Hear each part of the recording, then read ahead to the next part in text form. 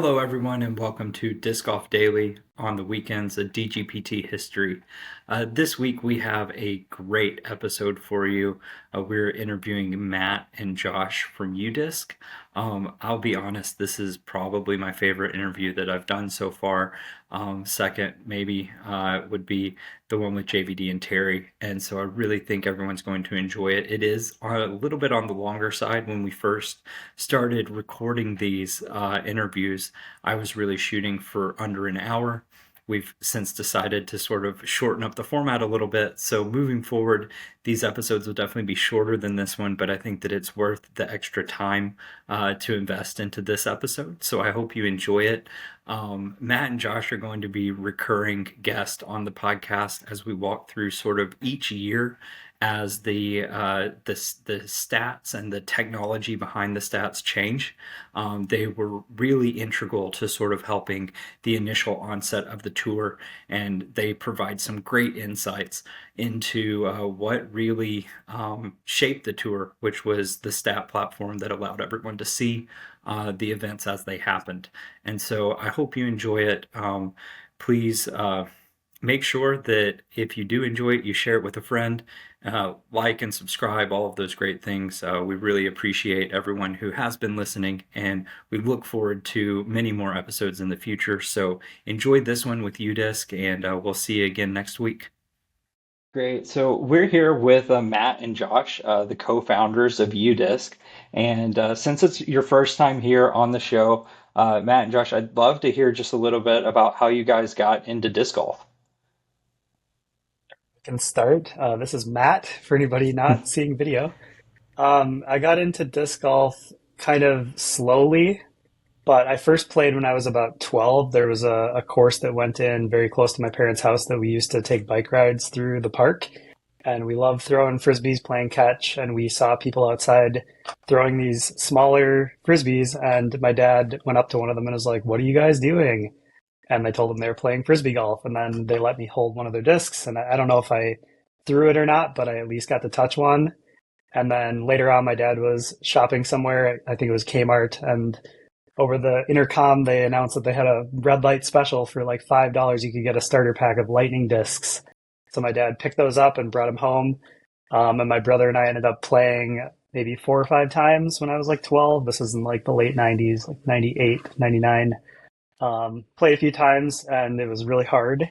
And so we didn't play anymore after that. And then once I got to college, I picked it up again, partially thanks to Josh and his friends that I met while I was there. So I think that's a good segue for Josh to tell how he got into disc golf. Love it. Thanks, Matt. Yeah. So I'm Josh, the other co-founder. I grew up in Dubuque, Iowa, right on the Mississippi, and similar. We got a course installed near one of the middle schools in Dubuque, early 2000s. I think 2002 or so was my first round. A friend of mine found the course, and he took me to the local shop selling discs. I bought a shark, an orange shark, and went and played my first round in the snow in Dubuque, Iowa, and had a ball and played quite a bit at that course in Dubuque, and then went to school in Ames at Iowa State. That's where I met Matt in the computer engineering program. And Iowa State had a lot of disc golf. We had two courses, which 20 years ago was a lot, and one of them was just across the street. And so would work on our computer engineering projects and then walk over to the course, and definitely played quite a lot of disc golf in college, and that's when our love for the sport really developed. Great. So if I understand the timeline correctly, you guys met because of your major and then sort of started playing disc golf together. Yeah. Yep. And Yeah. a lot of, I grew up in Iowa, Matt's from Minnesota, and so I had a lot of friends already at school, and there was a whole group from my hometown, and then some people that we met via mutual friends. And I think Tony Hinker, maybe a friend of a friend of Hmm. a friend who was Matt's roommate, or I don't know exactly. He was in your Yeah, hall. yeah, I can fill in. So Tony Hinker was a guy that Josh was friends with. He lived on the same floor in the dorms as me. And so like I knew him, and then there were a couple other guys that I kind of slowly discovered as I was taking classes with these people that they all knew each other. And so Alex, our mutual friend Alex Deitmeyer, was one of them. He was an electrical engineer, and so we shared a lot of classes together. And kind of slowly I figured out that like all these guys were friends, and then I kind of like knew Josh, like he was in my classes, but I didn't really know him. And then eventually, one day we were all just doing homework together, I think because, friends invited friends. And turns out that we had pretty much all the same classes.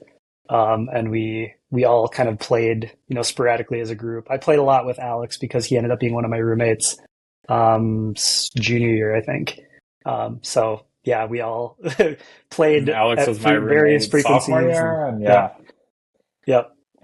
So cool. So you guys, in college playing disc golf, and studying to do something, I guess, somewhat similar to where UDisc is today. But like when you guys were, finishing up your studies, was disc golf on the brain as like an industry, or were you guys just sort of had your areas of expertise that you were looking to try to get into?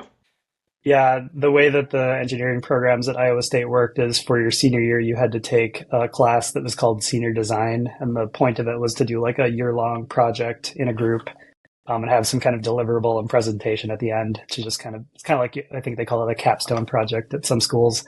And the way that it worked was at the beginning of the semester, there was, a list of 100 different project ideas that were submitted by typically, I think it was like local businesses or community members. And there was one in there that was disc golf disc tracker. And I was already super hooked on disc golf at this point. Like I was playing every day and I had been for a year or two at that point. So of course, I picked that as my first choice. And I think Josh probably picked it too. And I don't know who got to decide who was on which project, but I got lucky and got picked to be on that one with my friend Alex, who was my roommate, and we played all the time. Um, and just what that project was they wanted us to build something that you could stick on a disc and then have a button to push to make it beep so that you could find it. And what it's cool that these days there actually are products on the market just like that. Now we're as far as tech disc, and there's other things. I think Meet Meet is one of them that is a way to, like make your disc play a sound so you can find it, and just locate it with various technologies. But this was a very rudimentary. Like I think your budget for the whole year was like $200. And so we had to, hand solder all the circuits and write all the code ourselves. And we ended up with something that resembled a hockey puck in size, that we would, like glue onto the bottom of a disc. And again, the only thing it could do was beep, but we're able to get a key fob with like 5 buttons and pair each button to a different disc. And then we're able to, get something that actually worked. That sounds super cool. But it didn't seem like that became your first disc golf job. No, it's, I've been asked this before and it's always hard to remember the specifics. And I've tried many times to dig up like some of the materials we've put together for that project. I found some of it, but part of one component of it was you had to do some market research. So, like as you would do if you're starting any kind of business, just to see like what else is out there and if there are competitors and all that kind of stuff. And I do remember when I was researching the sport, I was very casual, but I played all the time, as, many disc golfers do even to this day. I had no idea how big the sport was. Even this was 2007, 2008. Even back then, the sport, when I found some numbers about it, I was just kind of blown away by how many courses there were and how many people played. And I remember thinking to myself, like, someday, there could be some kind of like business that could be built in the sport, but that was never the intention or the goal or the focus. Like, you need to be able to make money and pay off your student loans and support yourself. And disc golf certainly wasn't my first thought to accomplish that. And then I should probably talk to you about his path, which is totally different. Yeah, that's what I was gonna go there next. So Josh, what was your senior project first before, we get down into the rest of the path? So we worked on it was an air quality sensor that you would put into the tailpipe of a car, and it was a miserable failure. A lot of senior design projects don't actually work. I mean, the point of it is really just uh, trying to simulate a little bit closer to what work life is. Most classwork in engineering is really just about problem solving and learning how to learn. And so this was the first time that you have a really open-ended project and then you have to design a solution. And so that's what we worked on. I was very jealous of Matt and a lot of our other friends that got to work on the disc golf project, but it was just a lot of fun to help them test some of these things and ultimately, I don't think either of us at all thought we would be working in disc golf. We didn't think we'd be mobile developers. I distinctly remember a mutual friend of ours and a lab partner of ours got the first iPhone, and this is before you could program it. And all of us as developers were trying to figure out how we could hack it and start writing mobile software. But I think I went to visit Matt a year or so after graduation up in Minnesota, and that was when you could just finally build your first iPhone apps. And Matt and I hacked one together. We were I'll tell the story, but we we were typical post college grads, and we built a beer tracker to figure out how many beers we were consuming. Yeah, yeah. I feel like I've heard that story before from you guys, but yeah. So a year post grad, you're building your first app. Were you guys both working in the industry in app development, or was app development sort of like a side gig? Yeah, Oh, we both totally a went. side gig. Yeah, Yeah, yeah. We both went I to worked for corporate Accenture, America. which is a I think at the time 200,000 person consulting company, and really working on solving big company problems. And yeah, and Matt, I was mostly working in Excel and spreadsheets, and not having a whole lot of fun. Yeah, I went into, so I worked at Boston Scientific, which is a medical device company. I was more specifically working on pacemaker software. So I was writing a lot of code, but it's like totally different than what a mobile app is. It's like enterprise stuff, which is, you work on one really tiny piece of a really big project with a lot of other people. It's super rewarding. You're, helping people live more healthy lives, and, helping physicians stay in touch with their patients and monitor their patients and all that kind of fun stuff, but it's not anything like mobile apps at all.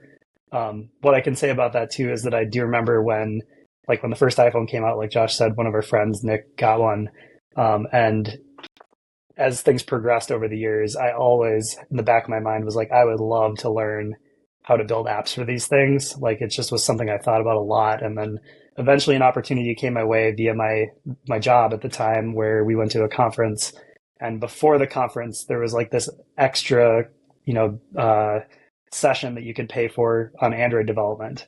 And so I asked my boss if I could take that session. He was like, yeah, sure. It was like $100. So he bought me an Android tablet. Actually, I think you got an Android tablet for going to the class. It was something like that. So I went and did that class. It was like, 4 or 5 hours of programming. And right away, I was just like, this is so cool. Like you can write code, you can run it on this device that's right here. And that was kind of my first like actual, like dipping my toes in. Josh and I had tried to build that iOS beer counting app, and the tooling at the time was like really rudimentary, and it was super, super hard to build apps for iPhones. And I think both of us were kind of just like, yeah, this is kind of fun, but it's really hard. And we only had like a weekend to work on it. So it was like, we didn't get the full experience, but Yeah.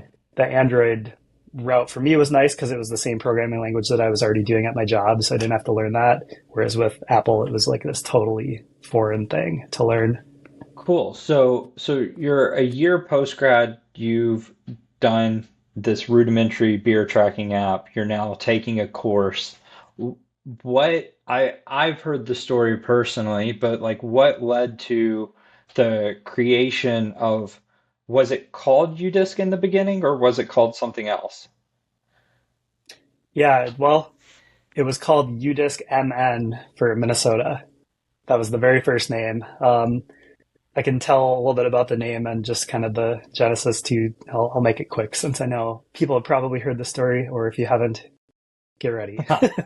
What generally happened was my friends and I, I was like 24, playing disc golf constantly outside of work, and we would try to play a new course every weekend. Since I live in the Minneapolis area, we've got 130 plus courses in within a reasonable distance of the city, and we try to play somewhere new every weekend. One week we went to Bryant Lake Park, which is a very popular, very good course, and I'd never been there before, and there were cops there turning everybody away because it was closed for the season.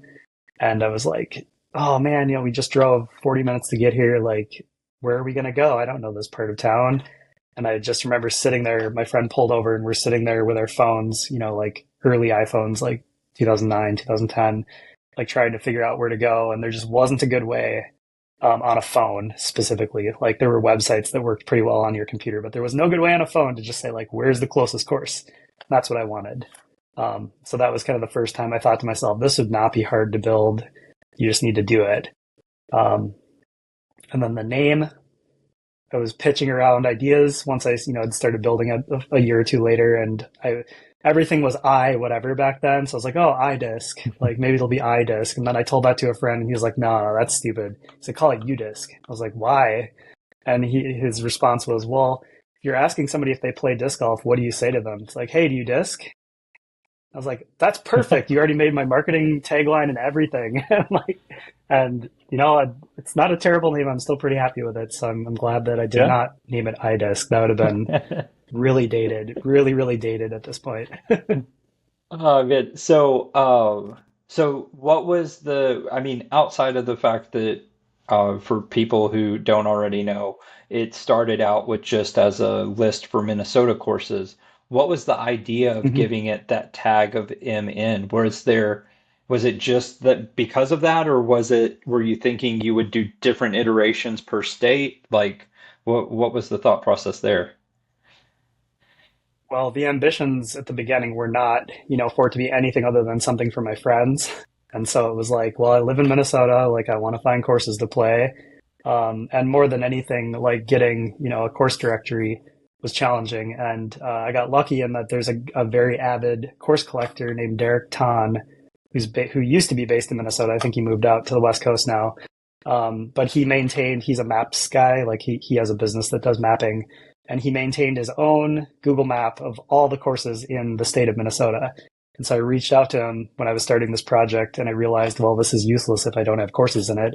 And I reached out to him and was like, hey, could I use this map to build this thing? He's like, sure. And he just sent me, a file with all the courses in it. And so that's why it was UDisc MN, because there was no ambition for it to be for anybody other than my friends. And then once I, got something working, I was like, oh, maybe other people in Minnesota would find this useful. And so I shared it on Facebook and changed the name pretty quickly because I started adding other states pretty fast after that. So, one of the original ideas, which I think is something that people find really valuable today, was because of not knowing that a course was closed. And so, I mean, I assume that the course closed sort of notification and that sort of information has always been sort of user data driven. It's not something that like you were seeking out to try to maintain yourself as like an administrator or something. Yeah, sort of case by case basis. In the early days, there was no concept of statuses like that. So it was just purely like the name of the course, how many holes it was, the city it was in, and a description that you could write. And so in the early days, you'd probably have to edit the course's description to say the course is closed until the spring.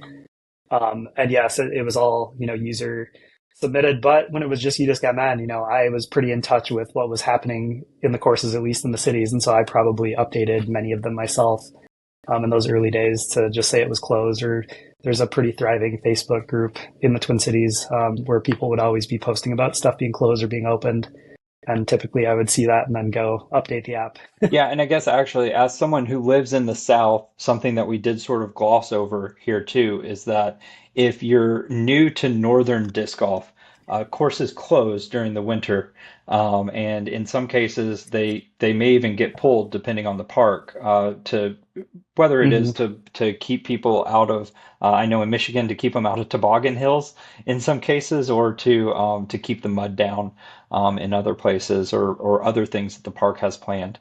I know that the closest thing that I've ever come to living in the South is that I've known of a few courses that get pulled because Christmas lights get put up in the park. And so they don't Hmm. want people throwing around the Christmas lights. But yeah, so that's Yeah. just a note as to, sort of the course being closed for the season thing. I know that some people might not be accustomed to that.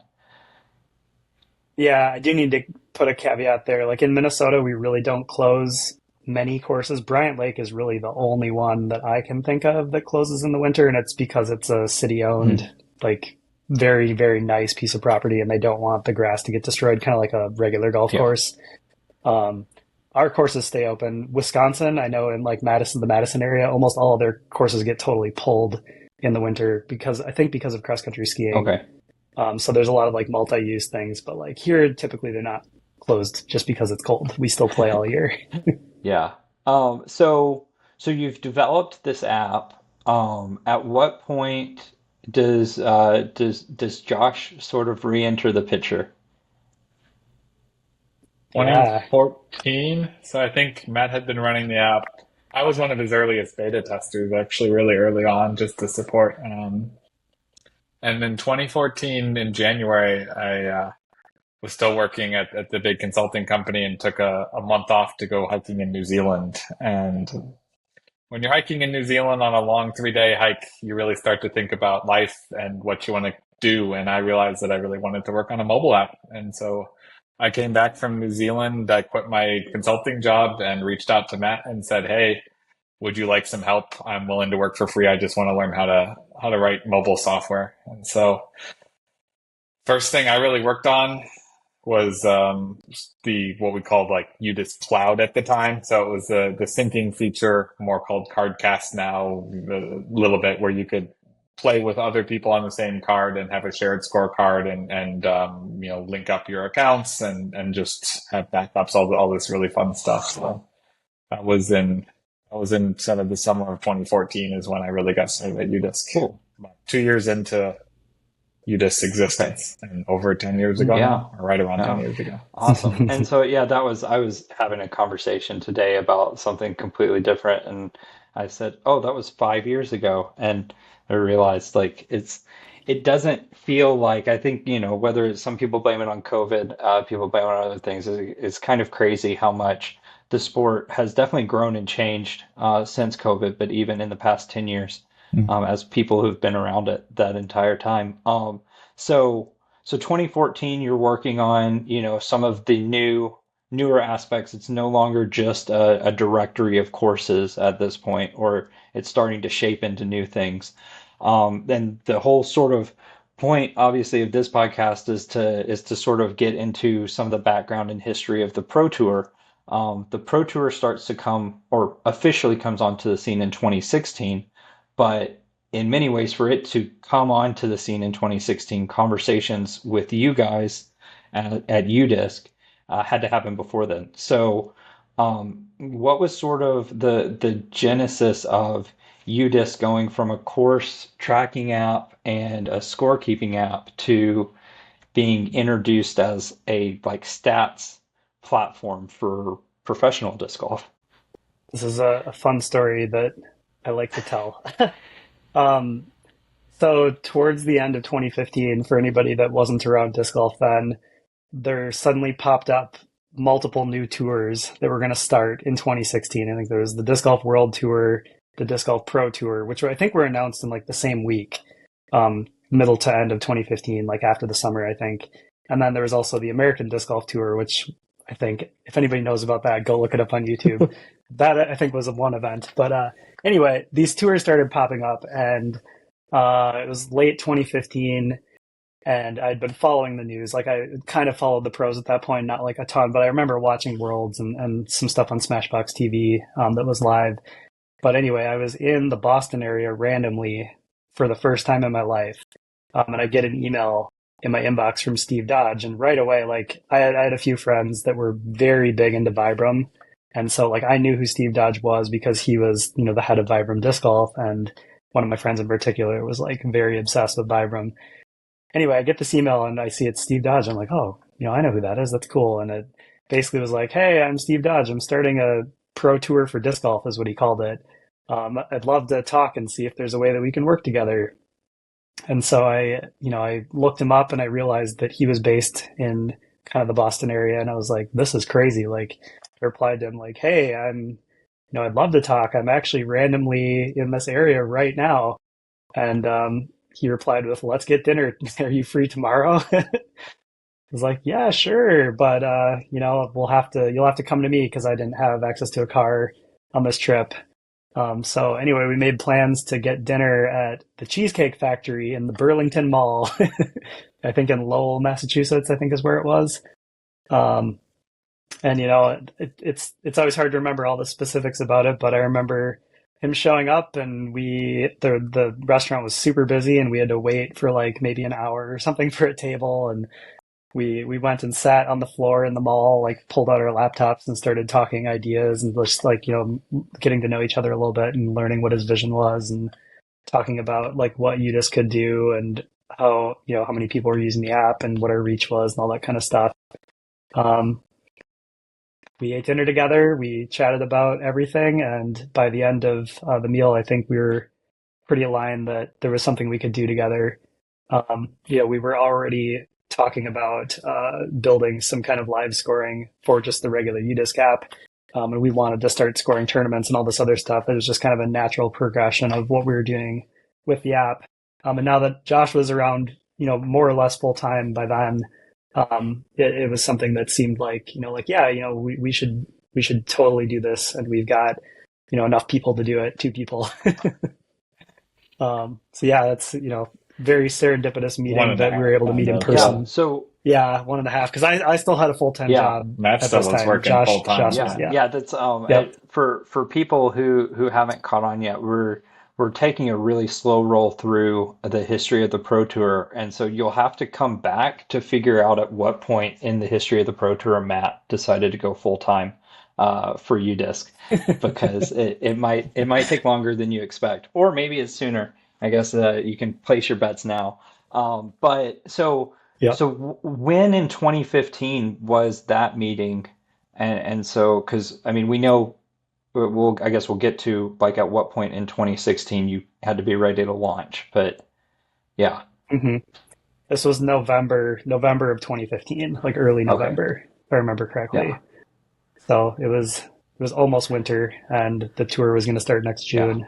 yeah. So you had basically 7 months, if you wanted to stretch it to the day that the tour started, to get something up and running.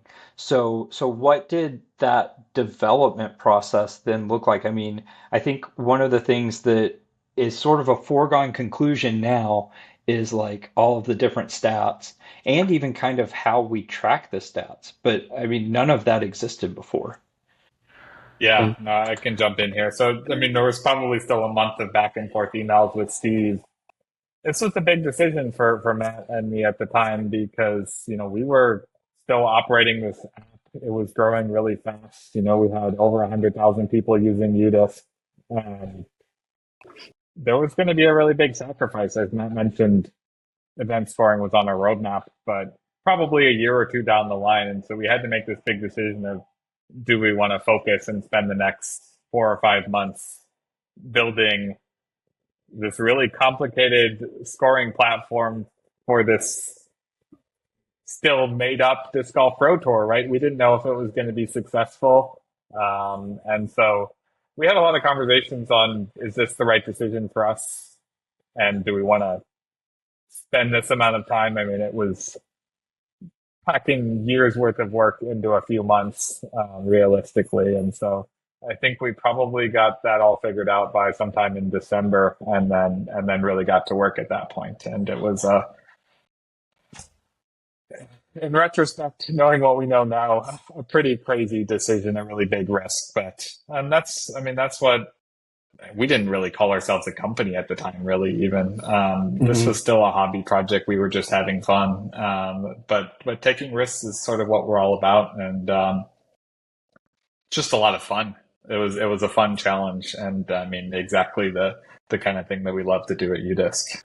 So happy to get into, like you said, the score entry. That was something that I'm really proud of personally. I mean, it's a sorry, I hope you can't hear the noise behind me right now, but really just at UDisc, we think a lot about the experience. And it's for the fans, of course, but also the scorekeepers, the people that have to volunteer and enter the information. And I think Matt even built a really early concept, and the way that we could capture all the stats was, you said, I got a 3 on this hole. I took 2 putts in circle 1. I got 1 OB stroke, and it was asking like 8 questions at the end of every single hole. And we put that together, and it worked.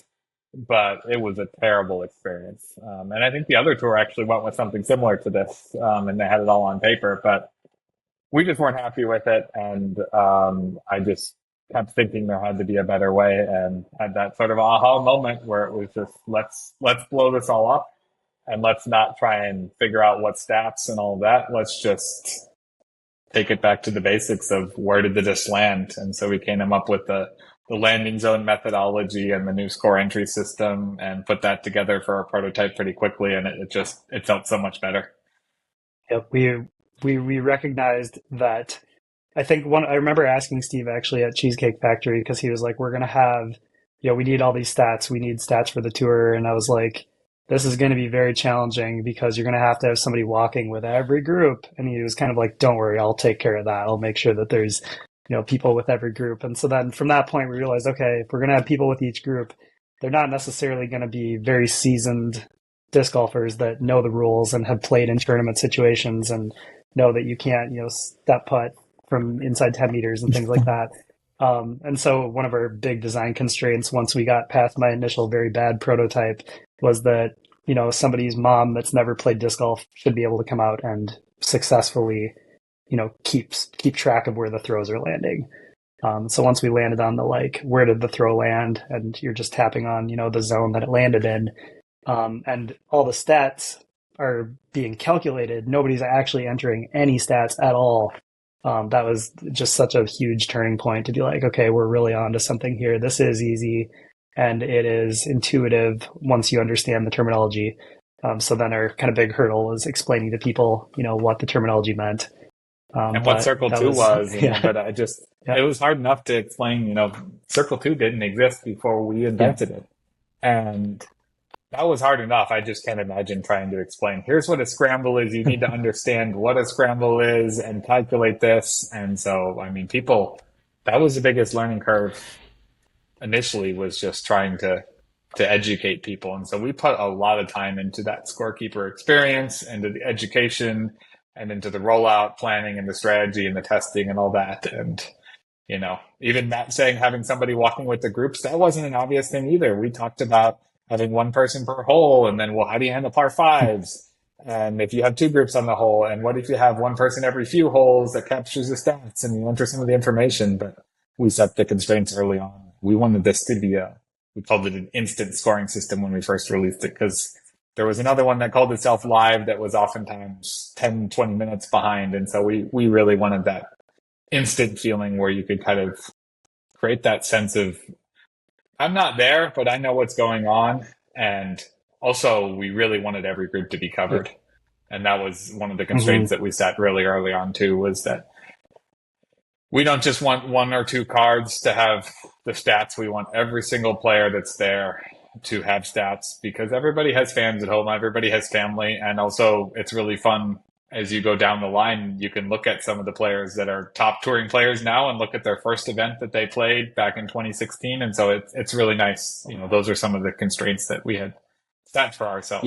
Yeah. I think I look forward to talking about future seasons where we started working together, the three of us, and had to navigate some of those things. But so the Circle 2 was created. How early on was that created as an idea? I think there was some initial, Steve had some initial concepts of he wanted some level of putting. I don't remember. I remember being on a call with Matt and Steve when we were tossing back and forth. We thought about calling it the donut and the ring, and there was just the 20-meter circle. We had, I'm not even sure exactly where the name came from, but pretty early on we had that in our concepts that we were working through. And then scrambling, you made a good point about helping people understand what a scramble is. I do still think that one of the biggest questions that I've ever answered for people that are scorekeepers is what's on the fairway and what's not, and so it's funny because even though we sort of solved, or I say you guys solved for calculating what a scramble is, it's still a very interesting thing to try to navigate with people who don't, to your guys' point, someone's mom who is out there seeing disc golf for the first time. or something like that. Yeah, and it's easier at a course like Maple Hill than you're in Emporia, like a Jones course or something like that, where sometimes there's some subjectivity to it. But one of the great things with numbers is that once you get a lot of them, all that sort of works itself out. And early on, Yeah. talking about user experience, we used to actually capture exact putting distances in the first season. If you go back to 2016 on UDisc Live, you can see the exact putting distances. And we'll talk about this as we get into other seasons, but we made changes and improvements and streamlined to really think about the experience of people, the volunteers. That's just been such an important thing. Yeah. Yeah, and one more thing on the fairway stuff before we move off. Like in the initial version of UDisc Live, we actually had left fairway, center fairway, right fairway, and Oh, that's short, I right. think, as well. Yep. Because there was maybe this theory that there might be some statistical, conclusion that we could draw based on people always landing left fairway or right fairway or something. And very quickly, I think we realized that that just wasn't really a thing in Before disc golf. launch And even, right, Matt? I yeah, think that was yeah, during yeah, our, yeah, because we did a yeah. lot of testing internally, and we ran a test in Minnesota with a bunch of different groups, and we actually Hmm. our second ever test was in Uros in Mm. Norway. Somebody, Sievert, had just reached out, and so he's the guy that now runs the PCS Open, and so that was our second ever test back in early 2016. And so we got a lot of feedback and tried to make sure that we could streamline the experience. Yeah. So Hmm. So as you were doing that, how quickly did you get to the testing phase to be able to start streamlining those things? It's a Well, good before we even question. got there, one of the biggest realizations, we were probably 2 months into building this when we realized we needed a website. So this all of our talk before that was we're going to build this mobile app, and we started building the mobile apps. We had custom mobile apps, and we kept this all very purposely separate from the UDisc app because we didn't want UDisc Live crashing to bring down the UDisc app. We didn't want issues with UDisc to bring down UDisc Live, so we kept everything fully isolated. Um, but we didn't think about needing a website until a couple of months in, where we had the whole scoring system working, and then we said, well, we need a leaderboard. And initially, we were going to build it all on the mobile app, but then we thought, well, that's not a great experience for the fans, like getting back to that fan experience.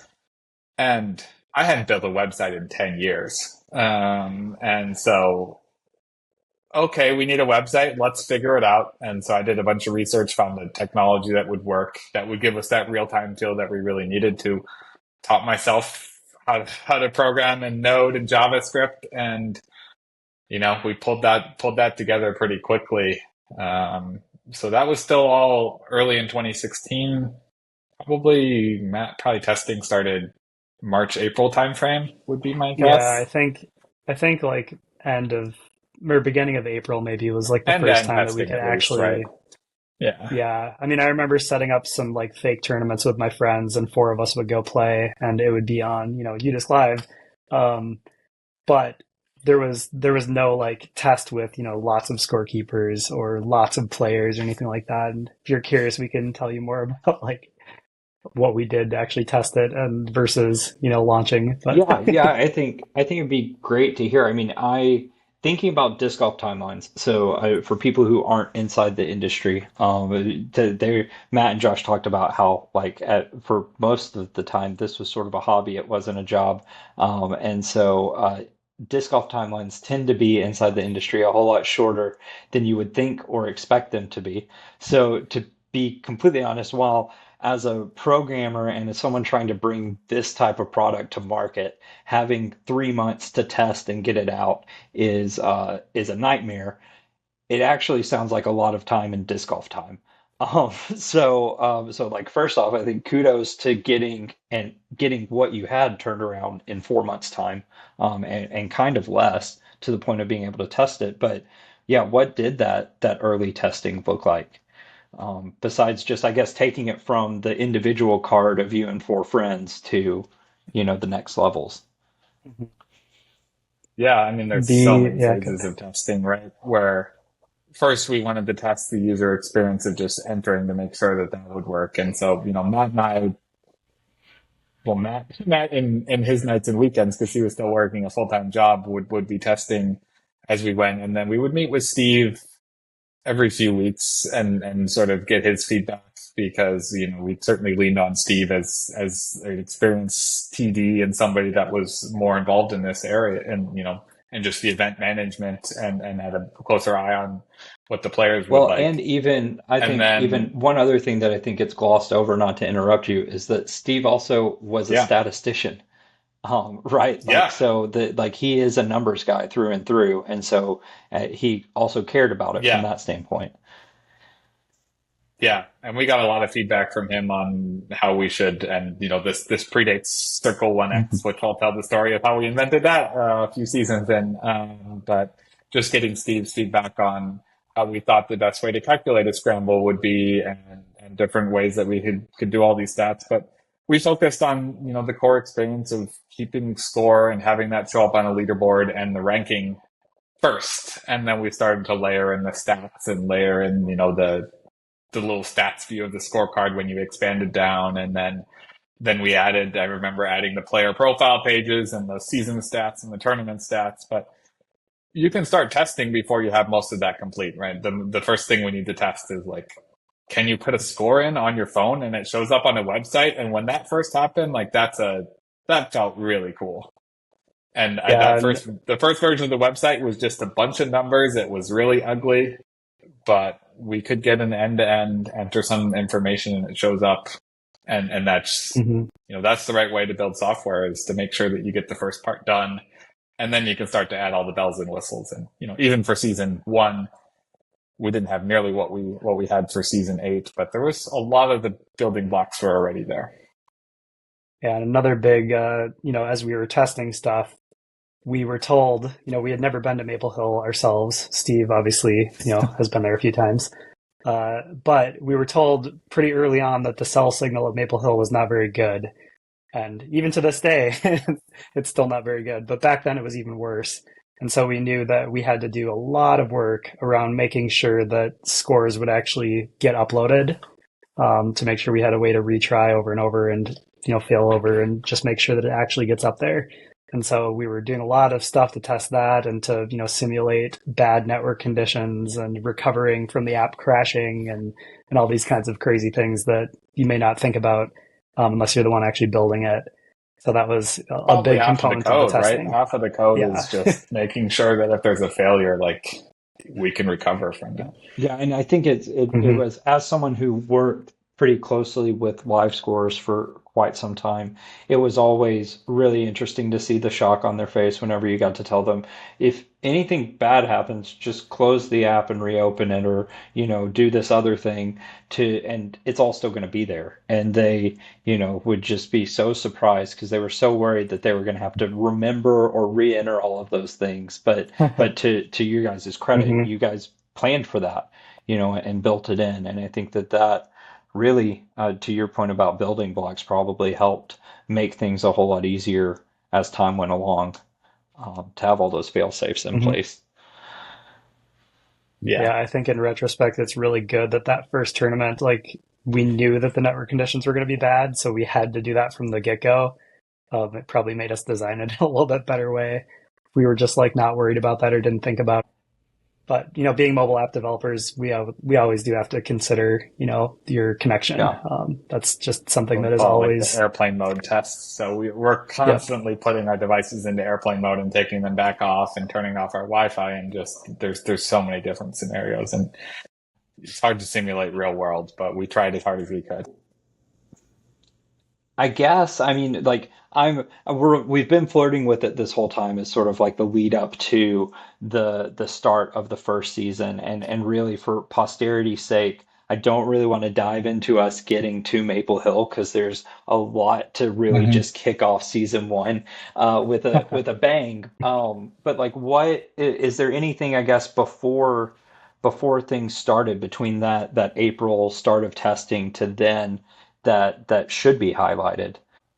I think one of the fun stories was we had a press launch, right? This is Ulti World got started in 2016 as well, and Steve had sent out a press release. I don't know who he all sent it to, but we did a demo. Matt and I did a demo, and I think Steve Hill was the only one that joined. Matt says maybe one other person joined, but that's the state of disc golf news back then. You know, there was one podcast. It was the Smashbox podcast, and there was one. I think this is after All Things Disc Golf updating, and so it was basically Ulti and Steve Hill, who now works for us, got to see us demo UDisc live and wrote a story about it to build a little bit of hype for this new scoring system. Yep, and this was like mid-May. So yeah, about a month before the first tournament was when we were able to like And the demo it to the article's public. still up. Yeah, we can send you the Yep. article. I found it earlier Yeah, today. I think Yeah. the crazy thing, for me as someone watching from the outside, so I started following professional disc golf around 2012, 2013. And so for me it was really exciting to see these two competing tours. How is this going to happen? And the third tour of like the American tour, which is like that's like a ESPN 30 for 30 like waiting to happen right there. Hmm. But Oh yeah. the yeah, so it was fun to watch, and I think I do remember, seeing, probably something what Steve put out about the scoring coming out because it really was something that, and even Steve Dodge too, to that point, he really found it to be important to have a way to track. And I mean, for people who weren't around back then, PDGA Live technically existed in this really weird format that you got numbers, you got the pars, and it was also only if some volunteer was willing to input it. And I do remember at one point probably around 20, it was maybe 2015, it might have been as early as 2014, Terry would be out at tournaments. And because he was out at tournaments, whether he was doing Smashbox or just recording post-production for his channel, sometimes he would give the PDGA login code to someone to be able to keep the live scores. And so it was like this little treat if you were a fan of disc golf to be able to pull it up and see how the scores were. Hmm. Because really the PDGA only guaranteed it at NTs and majors. But there, And even then, not every right? Oh card, right? no, And you have to remember back, like hole by hole scores weren't a yeah, thing, right? You went on the PDJ page and you'd only see the yeah, round yeah. score, and so there was no view of Yeah, any like how people scored on yeah. every It would. hole. You would be lucky Hmm. if it was lead and chase card. And Yeah, so Yep. if someone was winning off of the third card, no one knew it was happening. Um, so so Hmm. unless the Twitter, they used to have a little Twitter. I yeah, remember at the bottom that would Marty yep, Gregg, a lot of the time would Yeah, go Marty. enter that in by he would just be tweeting, and that was the best one to yeah, follow. yeah. So And that still felt great at the yeah, time. yeah. And I mean, the I really think that one of the things that gets overlooked, and definitely I feel like probably now in the age of 2024, got overlooked a lot, is just how integral having something like UDisc was to making the tour successful, and the fact that it was there from the beginning. I think that the one thing, there's a lot of people, actually, I can't even say a lot of people. There's quite a few people who've been around from the beginning of the tour that are still on the back end helping in different areas.